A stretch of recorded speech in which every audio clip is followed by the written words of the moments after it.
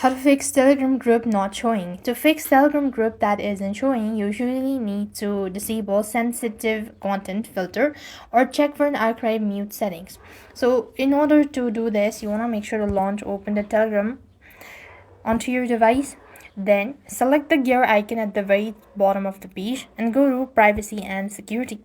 Here you just want to scroll down to sensitive content section and check the box or toggle for disable filter or show content as well.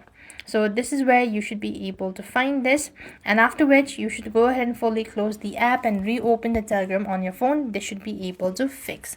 However, if the issue still persists on, you also want to make sure to go ahead and tap this Telegram once again and check for archive chats. So you could swipe down on your main chat list to reveal the archive chats. You could simply scroll down to the very bottom and you should be able to find the archive chat at the bottom as well. You could also use a search in order to find or type in the name of the channel or the group that you are part of it, and this should also definitely help you out fix Telegram group not showing up. So with that, we've completed our steps. Thank you for watching. See you in the next video.